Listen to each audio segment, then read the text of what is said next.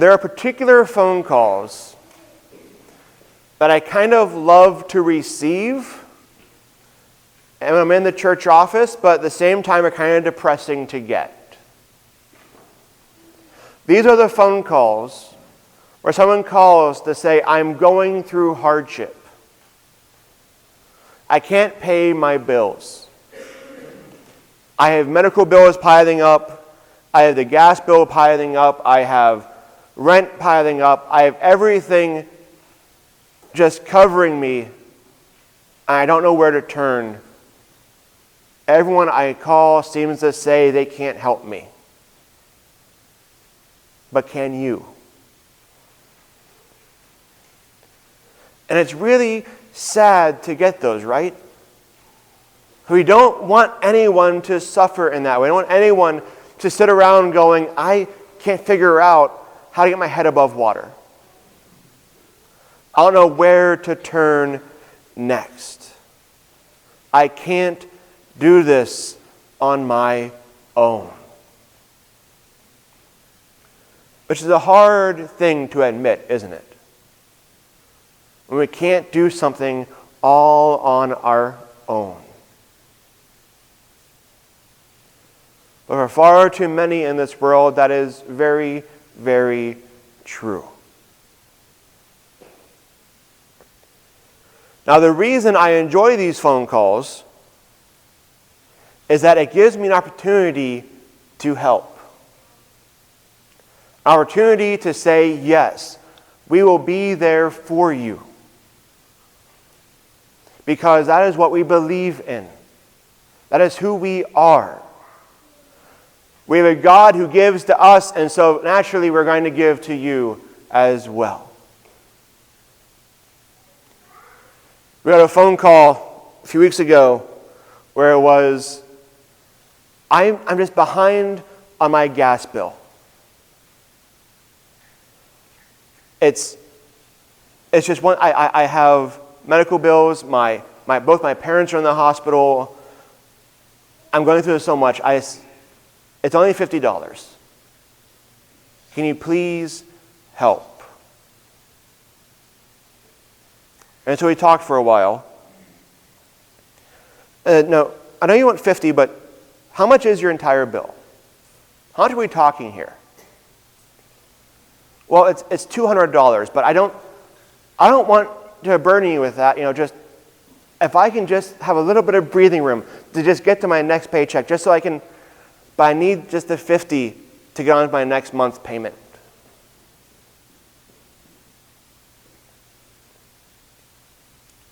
What do you do in that situation? You pay the whole bill.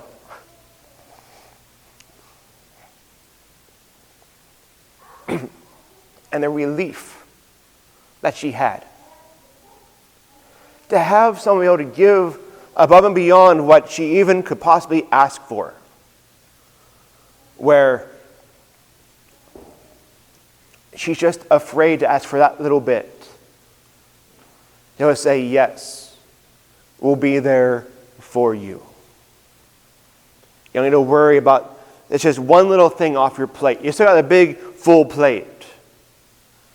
But let's take a little bit off of there. The Brussels sprouts are now gone. Don't worry about those anymore. This week I got another phone call saying, I have this much bigger bill, but, St. Fabian's are doing so much for us. Can you help out a little bit too? I have to admit that our Good Samaritan fund is kind of bleak right now. That's the fund that I use for things like this. I was hoping to give $200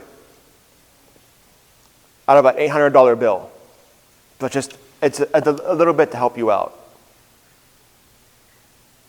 So I went to Brenda, say, Brenda, how much is in the account right now? Like $150? We'll find it. I also know that this congregation are people who are filled with love.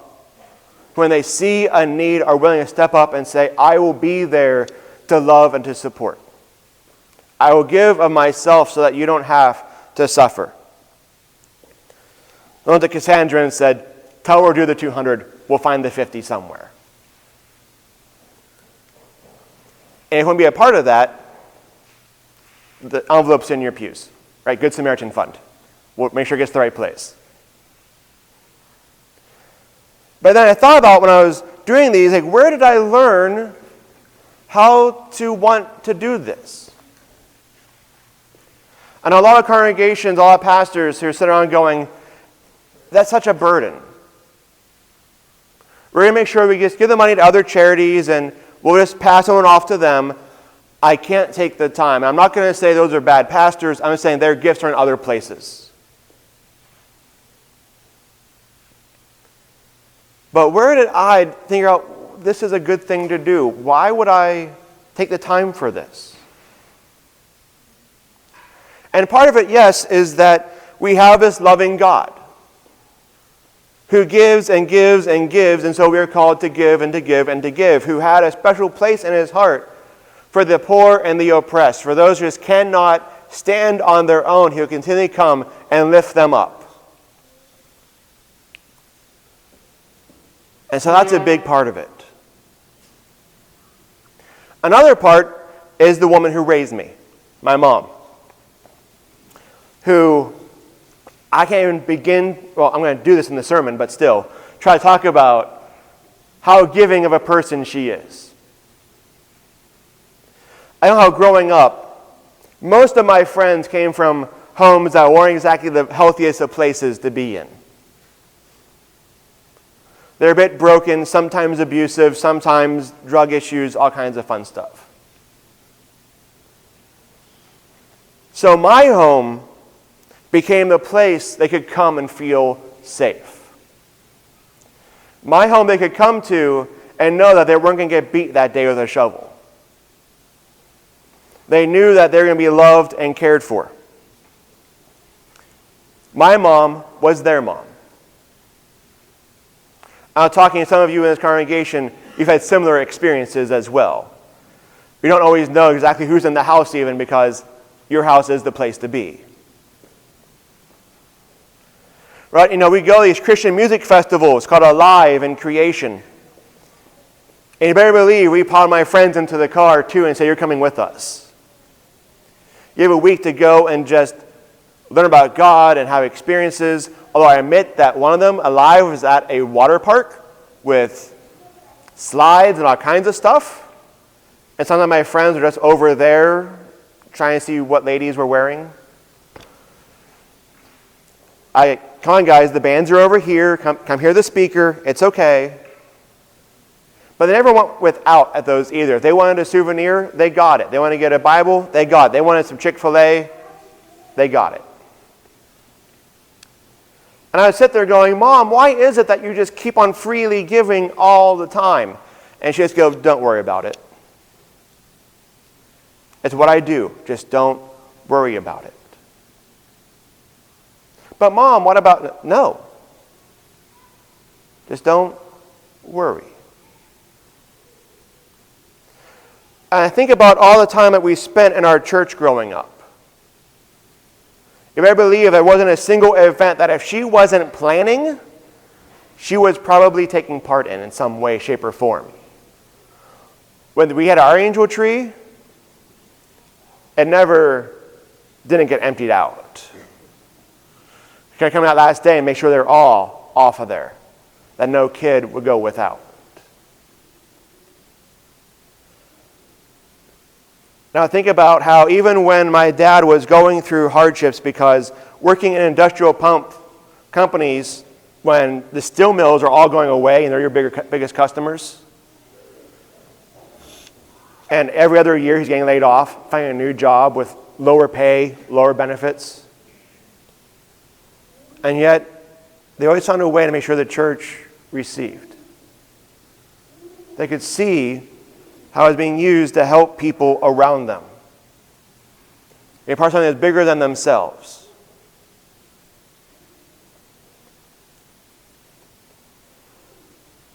So, time and our treasures and our talents.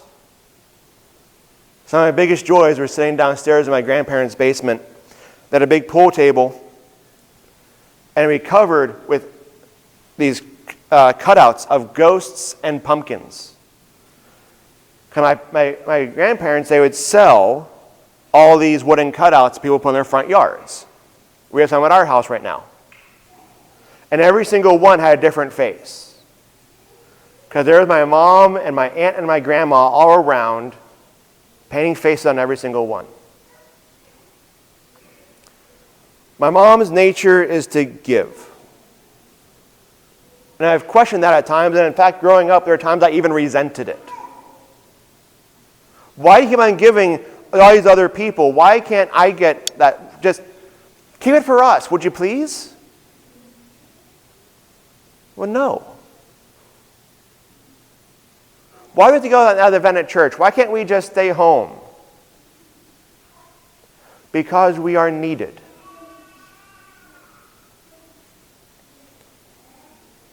And people will ask me, why is it that she is this way? Why is it when the first time that Amy came to visit us back in Pittsburgh, we had to go on this big trip to go find a copy of Jesus Christ Superstar because my aunt wanted to watch it. And we didn't have, Netflix and stuff like that yet. We had to actually go hunt around town for one copy of the right version of the movie. And people will try to say it's because she's a middle child, right? That's the peacemaking child. One who does everything for everybody else because the little one is going to get everything because they are the baby, and the oldest one get everything because they're the eldest. You're in the middle. You make sure everyone keeps the peace and is happy. Any middle children in the room? Is that fairly accurate? All right. I'm the baby. But there's only two of us, so there was no middle to play with. And I think that's part of it. But part of it as well is that she has one of the strongest faiths I've ever met in my life. Where everything she did was because she wanted to focus on God's love. God's love for our neighbors. God's love and forgiveness for us. She was in tune enough with that she could begin to see more than just herself. Her greatest frustrations would always be when the congregation would start focusing on just itself and not doing mission. Being stuck in worry instead of seeing all the hope that God gave. And of course, it's recorded. I can bet you on Tuesday when this thing is put on online, you're one of the first ones watching this and going, Sean, stop talking. I'm not that much of a saint. But yet, we are. And I grew up in that kind of a loving household where I can know that, yes, as a child, I might have been resentful of it, that now is the time to realize that we are meant to give of ourselves. That we have a God who keeps on giving and giving and giving. Think about all the times that God gives in the Scriptures. Not many times that God just purely takes, is there? But God gives all of creation and declares it all good. God sees that Adam needs a partner in life and makes sure that happens. God even sees that when those two mess up and are cast out of Eden, that they're still provided for. And the giving just never even stops from there, does it? They're walking through the wilderness and he gives manna and he gives meat and he gives water. He gives direction and stays with them. Even when Joseph is stuck in the bottom of a well, there is God present there. And God keeps on giving and giving and giving. And we get to the script to Jesus. When God comes down himself and says, I'm going to give you everything. I will give you my own self. I will suffer for you. I will take away this burden of sin. I'll take away this fear from you. I'm going to give everything, so that you may have life, and life abundantly. That's who we worship. We don't worship a God who keeps on saying, me, me, me, me, give me, give me, give me. Your whole life is all about making sure I'm happy. But rather we have a God who says, I'm going to give you everything you require. Rejoice in that. Celebrate in that. There wasn't a single time my mom ever mourned giving. But she always told me as well. Anything you give, whether it be your time, your treasure, your talents, whatever it is, make sure when you give it joyfully. Which as a kid, going, I don't got that much. What do I have on keep for myself? It's kind of painful for me to give up. I didn't always understand. But now we can. We can see the needs around us and the joys that happen when we're able to give. And as Christine said earlier, she received more and more than she ever imagined when she was able to give of herself, to gain that confidence, to gain that joy, to gain friendships. We are called to give of ourselves, whatever way that looks like for you. Each of us have different talents, right? Different amounts of treasure, different everything. But within us is this need to give. It's why we love Christmas so much. It's why when I see someone open a present that I gave them, I'm just sitting there with so much anticipation, hoping that they love it too. Because it's my gift to them. We are called to give. Completely and joyfully. Because we have been given so much already. Let us rejoice in that. Let us celebrate. Let's give thanks to our Lord, who even gave God's self so that we may have life. Thanks be to God.